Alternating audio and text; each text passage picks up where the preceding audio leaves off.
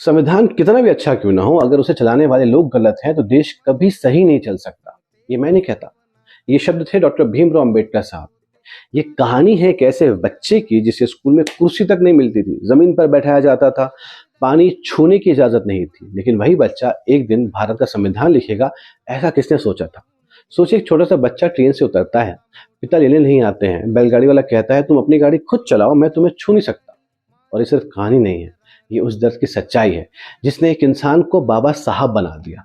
लेकिन उन्हें हार नहीं मानी, तकलीफें झेलते गए, और इस सब के बावजूद 17 साल की उम्र में मैट्रिक पास करते हैं, कोलंबिया यूनिवर्सिटी से मास्टर्स करते हैं, लंदन स्कूल ऑफ इकोनॉमिक्स से पढ़ाई करते हैं और बन जाते हैं भारत के सबसे पढ़े लिखे व्यक्तियों में से एक।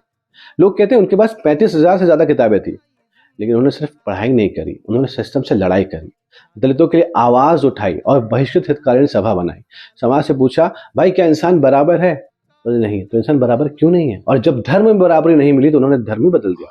1956 में लाखों लोगों के साथ बौद्ध धर्म अपनाया, और सबसे बड़ा सवाल, इतना बड़ा संविधान कैसे बना?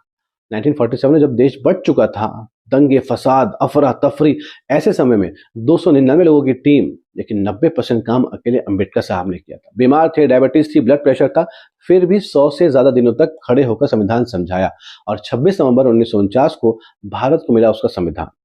जिसे ठुकराया था दुनिया ने, वो कानून लिख गया। जिसे बैठने की जगह तक नहीं मिली, वो देश संभाल गया। लेकिन याद रखो, संविधान किताबों में नहीं दोस्त, कि लोगों के इरादों में जिंदा रहता है। और सवाल आज भी वही है कि क्या हम सच में बराबरी निभा रहे हैं, या सिर्फ कागज पर ही लोकतंत्र है? संविधान सिर्फ एक दस्तावेज नहीं है, ये एक जिम्मेदारी है। और जैसा कि डॉक्टर भीमराव अम्बेडकर साहब ने कहा था कि constitution is only as good as the people implementing it. अगर आपको ये रील अच्छी लगी है और आपको ऐसी पावरफुल रील चाहिए और सोच बदलने वाली कहानियां चाहिए, तो मुझे अभी फॉलो करें, क्योंकि अगली कहानी आपके नजरिए को हिला देगी। बहुत बहुत